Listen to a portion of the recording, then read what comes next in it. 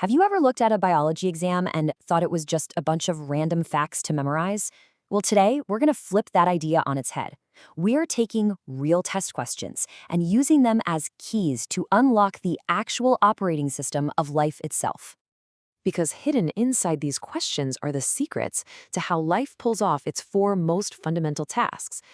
Storing information, building itself from scratch, managing energy, and communicating. This is a puzzle, and we're going to solve it together. So let's do it. Let's treat this not as a test, but more like a series of clues. Our mission is to follow them, one by one, and piece together the incredibly elegant logic that underpins all of biology. All right, let's jump right in by starting with the most basic, most fundamental piece of the puzzle, life's instruction manual. From the tiniest little bacterium to the biggest blue whale, every single living thing on this planet runs on one program, DNA. And the real magic isn't just the pretty double helix you see here. It's the simple four-letter code inside it, A, T, C, and G, that literally writes the entire story of life. So here's our first clue, and it comes straight from an exam. Imagine you're a researcher, and you notice that one sample of DNA needs a ton more heat to unzip than another one. Why? What's going on here? It really all comes down to how tightly that molecule is holding itself together. And the answer is just, it's beautiful, it's so simple. It's all about the hydrogen bonds holding the two strands together. See, adenine and thymine pairs, they're connected by two of these bonds. But guanine and cytosine pairs, they have three. And that one extra bond makes GC pairs way, way stronger. So a DNA strand that's packed with GC pairs needs more energy, more heat to pull apart. And this isn't just a chemistry fact, it's a survival strategy. An organism living in a boiling hot spring needs more of these strong GC pairs to keep its genetic code from falling apart. So if DNA is the blueprint, what are the actual building materials? Let's take a look. Check this out. You're looking at two molecules here, starch and cellulose. One is basically a potato, and the other is a tree trunk. But get this, they're both made from the exact same simple sugar, glucose. How is that even possible? How can the same little building block create such wildly different things? Well, the secret is in this tiny, almost insignificant-looking change in how they're put together. In cellulose, every other glucose molecule is flipped 180 degrees. That's it. That one tiny flip allows the chains to line up into these perfectly straight, rigid fibers, perfect for building strong cell walls. Starch, on the other hand, without that flip, just forms a loose coil that's super easy for our bodies to break down for energy. And this just hammers home one of the most fundamental rules in all of biology. Structure dictates function. A tiny, tiny change in the arrangement can create a completely different world. Okay, so we've got the blueprint and we've got the building materials. Now we need power. We need energy.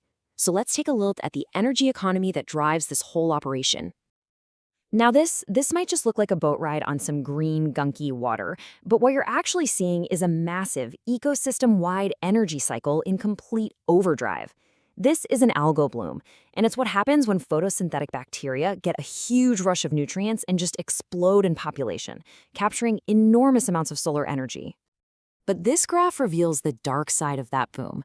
At first, all that growth pumps tons of oxygen into the water. That's the first peak. But then, when all that algae dies, decomposers rush in to feast on the remains, and in doing so, they use up all the oxygen. That's the crash. It creates a dead zone where almost nothing else can survive. It's a textbook boom and bust cycle. And to really, truly understand what's happening in that huge lake, we have to zoom way, way in. From the whole ecosystem, down to the tiny microscopic engines running inside every single one of those cells. And here we are. This is the engine room of life. On the one hand, you have photosynthesis, that's plants using sunlight to create fuel, basically charging the battery. On the other hand, you have cellular respiration. That's everything else burning that fuel to make ATP, the energy currency that powers the cell. It's this beautiful, constant dance between making energy and spending it. So this leads us to a really fantastic, kind of mind-bending question. We always think of evolution as this process that maximizes efficiency, right? But what if a cell intentionally made its power plant less efficient at making ATP? I mean, why on earth would it ever do that? The answer is it's incredible. In the brown fat cells of hibernating animals, there's this special protein that basically acts like a leak in the system. It lets protons flow across the membrane without making any ATP. So all that energy from the flow, instead of being stored as fuel, it's just released directly as heat. This inefficiency is actually a brilliant, life-saving adaptation to generate warmth and survive the freezing cold. It's not a bug, it's a feature. Okay, so we've got our blueprint, our building materials, and an energy source. What's the final piece of the puzzle? Communication. How do cells actually talk to each other and coordinate everything they do? Well, this is basically how a cell listens. Think of it like a doorbell. A signal comes from the outside and docks with a receptor. That's someone pushing the button. This flips a switch on something called a G protein inside, which is like the chime, and that sets off a chain reaction telling the cell what to do. It's a perfect, controlled, and temporary system. But precision here is everything. So our next exam question looks at what happens when this perfect little system breaks down. What if that doorbell gets stuck? What if the chime just keeps ringing and can't be shut off? And here's the devastating result. This table shows exactly what happens when the cholera toxin gets involved. Just look at the numbers. With a normal on switch, you get about 10 units of the cell's internal message. But when you add the toxin, it skyrockets to 127. The switch is jammed. The cell is screaming out a signal it absolutely cannot turn off. And the consequences are just catastrophic. This one single molecular failure triggers a devastating cascade of events. The overactive protein makes the intestinal cells pump out chloride ions nonstop. To try and balance this, water rushes out of the body's tissues and floods into the intestine. This is the mechanism that causes the severe, life-threatening dehydration of cholera. So let's just pull it all together. We've seen how a simple chemical code in DNA stores information. We saw how a tiny flip in a sugar structure creates completely different materials. We've traced how energy flows from the sun down to a single cell, and how a tiny breakdown in communication can hijack an entire biological system. See?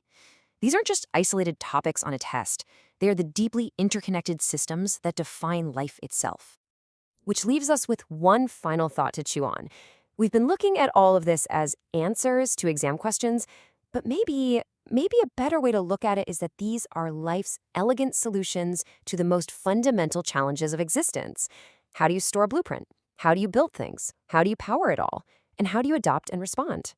The questions life is solving are infinitely more fascinating than any test.